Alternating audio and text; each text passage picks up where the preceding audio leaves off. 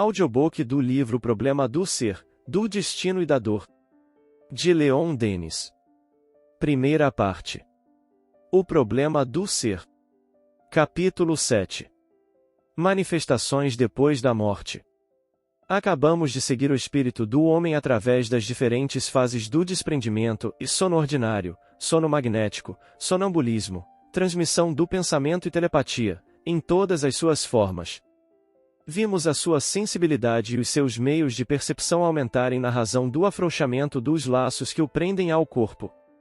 Vamos agora vê-lo no estado de liberdade absoluta, isto é, depois da morte, manifestando-se ao mesmo tempo física e intelectualmente aos seus amigos da Terra. Não há solução de continuidade entre esses diferentes estados psíquicos. Quer esses fenômenos se deem durante a vida material ou depois, são idênticos nas suas causas, nas suas leis e nos seus efeitos, produzem-se segundo modos constantes. Há continuidade absoluta e graduação entre todos esses fatos, desvanecendo-se assim a noção de sobrenatural, que por muito tempo os tornou suspeitos à ciência. O antigo adágio, e a natureza não dá saltos, verifica-se mais uma vez. A morte não é um salto, é a separação e não a dissolução dos elementos que constituem o homem terrestre, é a passagem do mundo visível ao mundo invisível, cuja delimitação é puramente arbitrária e devida simplesmente à imperfeição dos nossos sentidos. A vida de cada um de nós no além é o prolongamento natural e lógico da vida atual, o desenvolvimento da parte invisível do nosso ser. A concatenação no domínio psíquico, como no domínio físico. Nas duas ordens de aparições, quer dos vivos exteriorizados, quer dos defuntos, é sempre, como vimos, a forma fluídica, o veículo da alma, reprodução ou, antes, esboço do corpo físico, que se concretiza e se torna perceptível para os sensitivos. A ciência, depois dos trabalhos de Becquerel, Curie, Le Bon, etc., familiariza-se de dia para dia com os estados sutis e invisíveis da matéria, numa palavra, com os fluidos utilizados pelos espíritos nas suas manifestações, e que os espíritas bem conhecem. Graças às descobertas recentes, a ciência pôs-se em contato com um mundo de elementos, de forças, de potências, cuja existência nem sequer imaginava, e mostrou-se-lhe afinal a possibilidade de formas de existência durante muito tempo ignoradas. Os sábios que estudaram o fenômeno espírita, Sir W. Crookes, Rua Wallace, R. Dali Owen, Aksakov, O. Lodge, Paul Gibier, Myers, etc., verificaram numerosos casos de aparições de pessoas mortas. O espírito Kate King, que durante 3 anos se materializou em casa de Sir W. Crookes, membro da Academia Real de Londres, foi fotografado em 26 de março de 1874, na presença de um grupo de experimentadores. Sucedeu o mesmo com os espíritos Abdullah e John King, fotografados por Aksakov. O acadêmico Rua Wallace e o Dr. Thompson obtiveram a fotografia espírita de suas respectivas mães, falecidas havia muitos anos. Myers fala de 231 casos de aparições de pessoas mortas. Cita alguns tirados dos fantasmas. Assinalemos nesse número uma aparição anunciando uma morte iminente. Um caixeiro viajante, homem muito positivo, teve certa manhã a visão de uma sua irmã que falecera havia 9 anos. Quando contou o fato à família, foi ouvido com incredulidade e ceticismo, mas, ao descrever a visão, mencionou a existência de uma arranhadura na face da irmã. Essa particularidade de tal maneira impressionou sua mãe, que ela caiu desmaiada.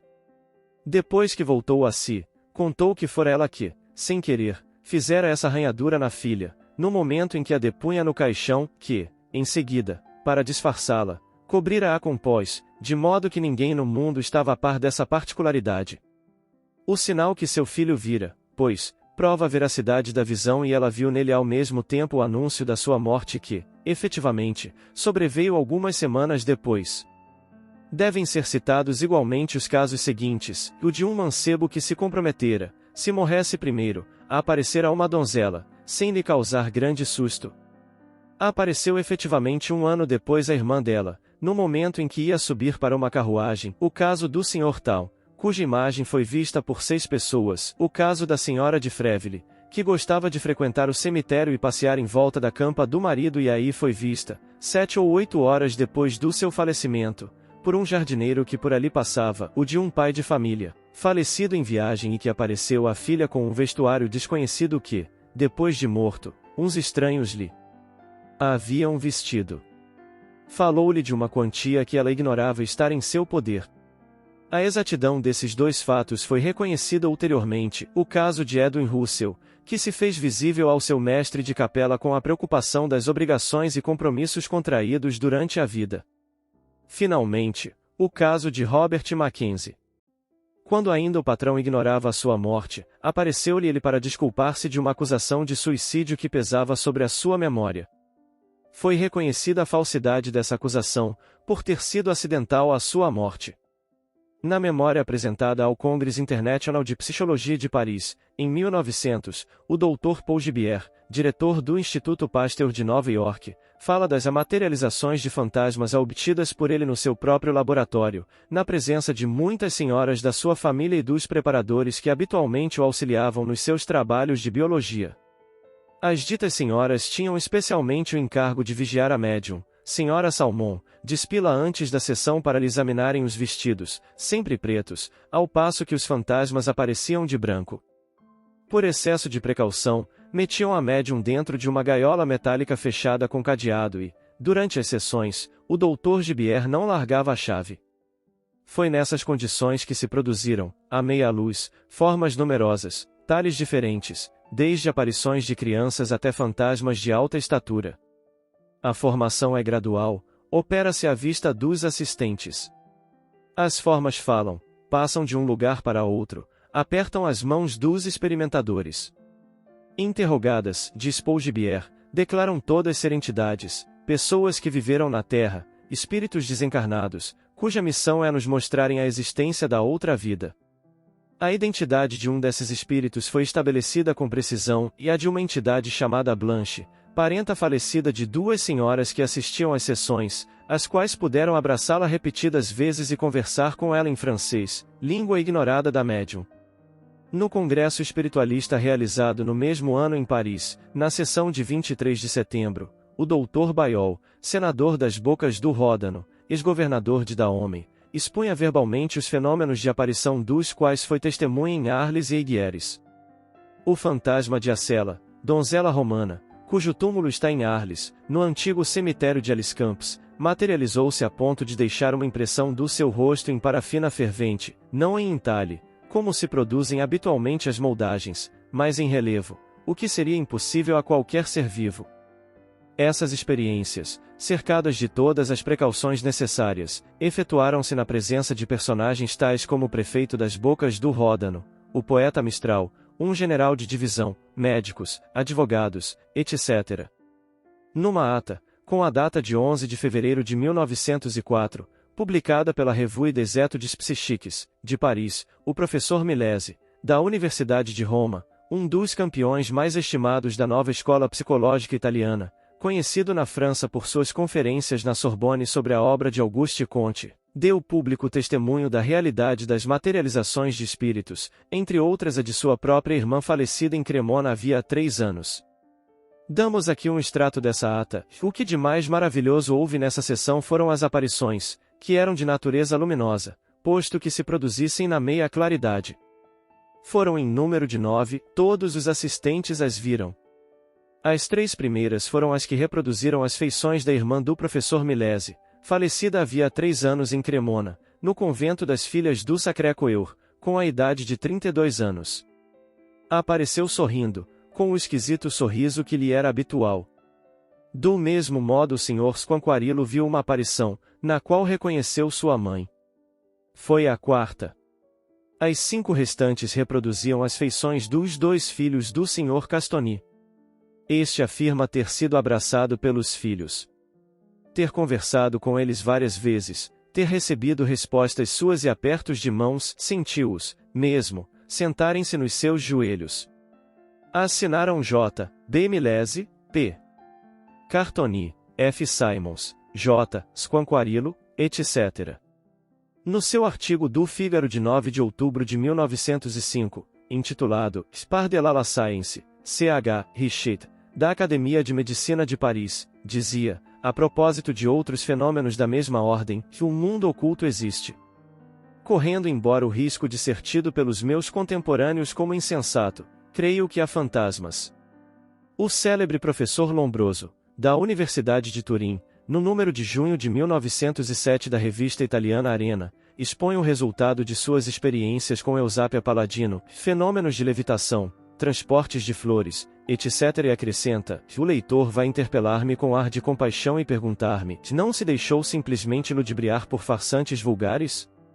O fato indiscutível é que com Eusápia tomaram-se as medidas de precaução mais absolutamente rigorosas contra a possibilidade de qualquer fraude, porque se lhe ligavam as mãos e os pés, ficando uns e outros cercados por um fio elétrico que, ao menor movimento, punha em ação uma campainha.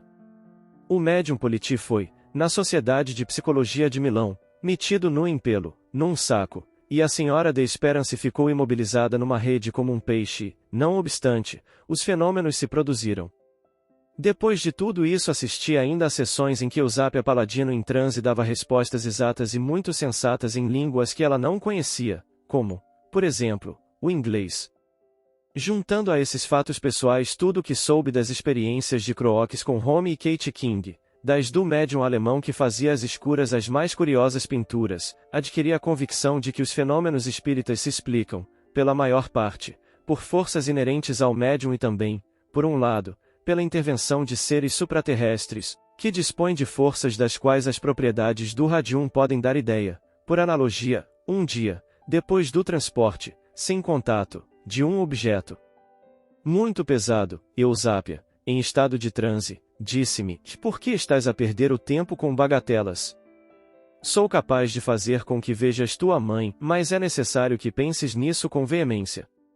Impulsionado por essa promessa, no fim de meia hora de sessão, tomou-me o desejo intenso de vê-la cumprir-se à mesa, levantando-se com os seus movimentos habituais e sucessivos, parecia dar a sua anuência ao meu pensamento íntimo. De repente, em meia obscuridade, a luz vermelha, vi sair dentre as cortinas uma forma um tanto curvada, como era a da minha mãe, coberta com um véu. Contornou a mesa para chegar até a mim, murmurando palavras que muitos ouviram, mas que a minha meia surdez não me permitiu escutar. Como, sob a influência de uma viva emoção, eu lhe suplicava que as repetisse, ela me disse: coesar, fiol mio, o que, confesso, não era costume seu, visto que, sendo de Veneza, dizia-me o fiol. Depois, afastando o véu, deu-me um beijo. Lombroso fala, depois, das casas mal assombradas e diz: convém acrescentar que os casos de casas em que, durante anos, se reproduzem aparições ou barulhos, concordando com a narrativa de mortes trágicas e observadas sem a presença de médiuns, pleiteiam contra a ação exclusiva destes em favor da ação dos finados. No grupo de estudos que por muito tempo dirigi em Tours, os médiuns descreviam aparições de defuntos visíveis apenas a eles, é verdade, mas que nunca haviam conhecido, de quem nunca tinham visto nenhum retrato, ouvido fazer nenhuma descrição, e que os assistentes reconheciam pelas suas indicações. Às vezes os espíritos se materializam a ponto de poderem escrever, na presença de pessoas humanas e à sua vista, mensagens numerosas, que ficam como outras tantas provas da sua passagem. Foi o que se deu com a mulher do banqueiro Livermore, cuja letra foi reconhecida como idêntica à que ele possuía durante a sua existência terrestre, mas, muito mais frequentes vezes, os espíritos incorporam-se no invólucro de médiuns adormecidos, falam, escrevem, gesticulam, conversam com os assistentes e fornecem-lhes provas certas da sua identidade. Nesses fenômenos, o médium abandona momentaneamente o corpo, a substituição é completa. A linguagem, a atitude, a letra e o jogo de fisionomia são os de um espírito estranho ao organismo de que dispõe por algum tempo. Os fatos de incorporação da Sra. Piper, minuciosamente observados e comprovados pelo Dr. Hodgson e pelos professores Islop, W. James, Newbold, O. Lod Myers, constituem o complexo de provas mais poderoso em favor da sobrevivência. A personalidade de G. Pelion revelou-se, post-mortem, aos seus próprios parentes, a seu pai, a sua mãe, aos seus amigos de infância, cerca de 30 vezes, a tal ponto que não deixou dúvida alguma no espírito deles acerca da causa dessas manifestações. Sucedeu o mesmo com o professor Islop, que, tendo feito ao espírito do seu pai 205 perguntas sobre assuntos que ele mesmo ignorava, obteve 152 respostas absolutamente exatas, 16 inexatas e 37 duvidosas, por não poderem ser verificadas. Essas verificações foram feitas no decurso de numerosas viagens efetuadas através dos Estados Unidos para se chegar a conhecer minuciosamente a história da família Hislop, antes do nascimento do professor, história a que essas perguntas se referiam.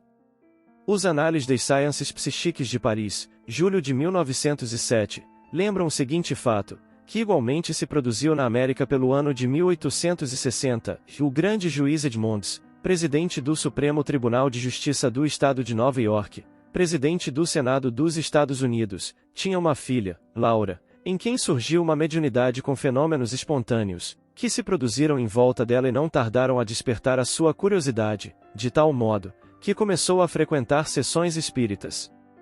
Foi então que ela se tornou médium falante. Quando nela se manifestava outra personalidade, Laura falava por vezes diferentes línguas que ignorava. Numa noite, em que uma dúzia de pessoas estavam reunidas em casa do Sr. Edmonds, em Nova York, o Sr. Green, artista nova-iorquino, veio acompanhado por um homem que ele apresentou com o nome do Sr. Evangelides, da Grécia. Não tardou a manifestar-se na senhorita Laura uma personalidade, que dirigiu a palavra, em inglês, ao visitante e lhe comunicou grande número de fatos tendentes a provar que a personalidade era de um amigo falecido em casa dele, havia muitos anos, mas de cuja existência nenhuma das pessoas presentes tinha conhecimento. De tempos a tempos a donzela pronunciava palavras e frases inteiras em grego, o que deu ensejo a que o Sr. Evangelides lhe perguntasse se podia falar grego.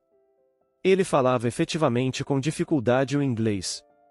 A conversação continuou em grego da parte de Evangelides e alternativamente em grego e inglês da parte da senhorita Laura. Momentos houve em que Evangelides parecia muito comovido. No dia seguinte renovou a sua conversação com a senhorita Laura, depois explicou aos assistentes que a personalidade invisível, que parecia manifestar-se com a intervenção da médium, era de um dos seus amigos íntimos, falecido na Grécia, irmão do patriota grego Mark Botzaris. Esse amigo informava-o da morte de um filho seu, também de nome Evangelides, que ficará na Grécia e passava bem no momento em que seu pai partirá para a América. Evangelides voltou a ter com o Sr. Edmonds várias vezes ainda e, 10 dias depois da sua primeira visita, informou-o de que acabava de receber uma carta participando-lhe a morte de seu filho. Essa carta devia vir em caminho quando se realizou a primeira conversa do Sr. Evangelides com a senhorita Laura. Estimaria, disse o juiz Edmonds a esse respeito, que me dissessem como devo encarar esse fato. Negá-lo é impossível, é demasiado flagrante.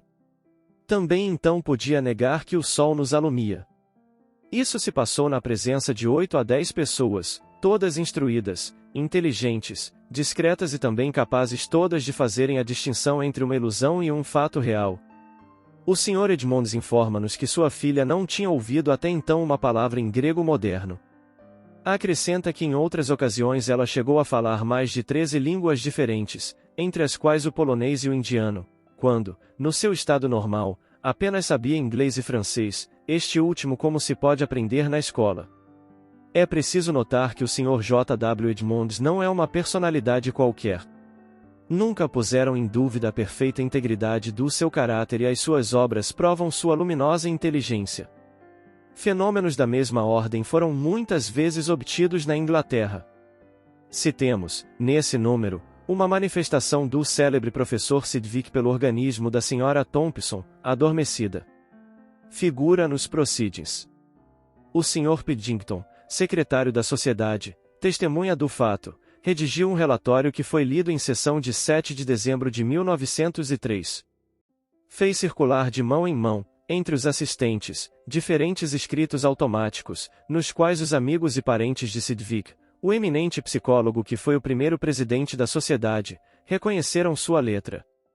Ao menos uma vez Sidgwick ter-se-ia esforçado por falar pela boca da Sra. Thompson.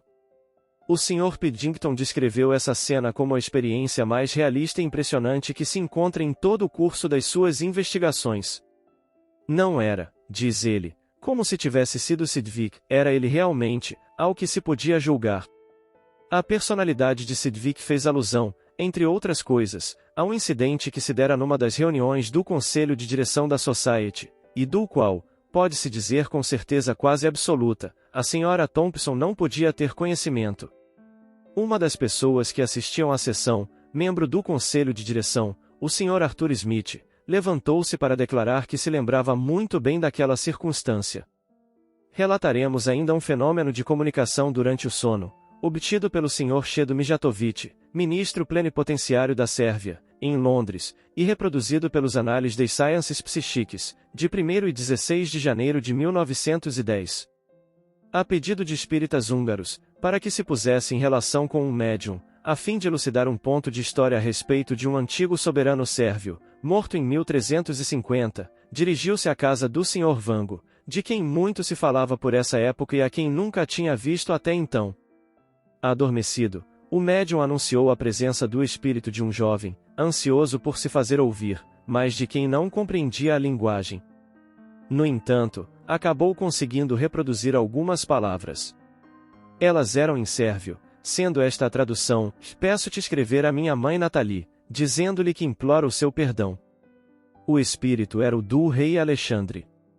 Shedo Mijatovic não duvidou, ainda mais quando novas provas de identidade logo se ajuntaram à primeira. O médium fez a descrição do defunto e este mostrou seu pesar por não ter seguido um conselho confidencial que lhe havia dado, 2 anos antes de ser assassinado, o diplomata consultante. Na França, entre um certo número de casos, assinalaremos o do Abade Grimal, diretor do Asilo dos Surdos Mudos de Vaucluse. Por meio dos órgãos da Sra. Galas, adormecida, recebeu, do espírito Forcade, falecido havia 8 anos, uma mensagem pelo movimento silencioso dos lábios, de acordo com um método especial para surdos mudos, que esse espírito inventara, comunicado ao Abade Grimal, venerável eclesiástico, que era o único dos assistentes que podia conhecê-lo. Pouco tempo há que publicamos a ata dessa notável sessão com as assinaturas de 12 testemunhas e o atestado do Abade Grimal.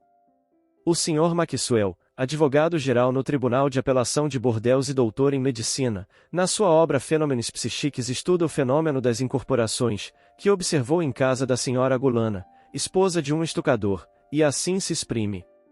A personalidade mais curiosa é a de um médico falecido há 100 anos. A sua linguagem médica é arcaica. Dá às plantas os nomes medicinais antigos. O seu diagnóstico é geralmente exato, mas a descrição dos sintomas internos que ele vê é bem própria a causar admiração a um médico do século XX. Há 10 anos que observo meu colega de além-túmulo. Não tem variado e apresenta uma continuidade lógica surpreendente. Eu mesmo observei frequentes vezes esse fenômeno. Pude, como em outra parte expus, conversar por intermédio de diversos médiuns, com muitos parentes e amigos falecidos, obter indicações que esses médiuns não conheciam e que, para mim, constituíam outras tantas provas de identidade. Se levarmos em conta as dificuldades que comporta a comunicação de um espírito a ouvintes humanos, por meio de um organismo e, particularmente, de um cérebro que ele não apropriou, a que não deu flexibilidade mediante uma longa experiência, se considerarmos que, em razão da diferença dos planos de existência, não se pode exigir de um desencarnado todas as provas que a um homem material se pediria, é preciso reconhecer que o fenômeno das incorporações é um dos que mais concorrem para demonstrar a espiritualidade e o princípio da sobrevivência. Não se trata, nesses fatos, de uma simples influência à distância. Há um impulso a que o sujeito não pode resistir e que na maior parte das vezes se transforma em tomada de posse do organismo inteiro. Esse fenômeno é análogo ao que verificamos nos casos de segunda personalidade. Neste, o eu aprofundo substitui o eu anormal e toma a direção do corpo físico, com um fim de fiscalização e regeneração. Mas, aqui é um espírito estranho que desempenha esse papel e substitui a personalidade do médium adormecido. As palavras possessão ou posse, de que acabamos de nos servir, foram muitas vezes tomadas em sentido lamentável. Atribuía-se no passado aos fatos que elas designam um caráter diabólico e terrificante, como muito bem disse Myers, o diabo não é criatura desconhecida pela ciência. Nesses fenômenos achamo-nos somente na presença de espíritos que foram outrora homens semelhantes a nós e que estão sempre animados dos mesmos motivos que nos inspiram. A esse propósito Myers faz uma pergunta: é a possessão algumas vezes absoluta?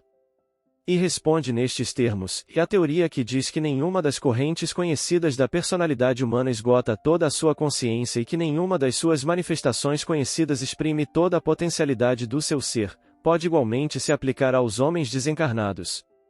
Com isso abordaríamos o ponto central do problema da vida humana, a mola secreta, a ação íntima e misteriosa do espírito sobre um cérebro, quer sobre o seu, quer, nos casos de que nos ocupamos, sobre um cérebro estranho. Considerada sob esse aspecto, a questão toma importância capital em psicologia. Myers acrescenta, com o auxílio desses estudos, as comunicações cada vez se tornarão mais fáceis, completas, coerentes, e atingirão nível mais elevado de consciência unitária. Grandes e numerosas devem ter sido as dificuldades, mas nem de outro modo pode ser quando se trata de reconciliar o espírito com a matéria e de abrir ao homem, do planeta onde está encarcerado, uma fresta para o mundo espiritual. Assim como, pela clarividência migratória, Myers chama assim a clarividência dos sonâmbulos, o espírito muda de centro de percepção, no meio das cenas do mundo material, assim também há transmissões espontâneas do centro de percepção para as regiões do mundo espiritual.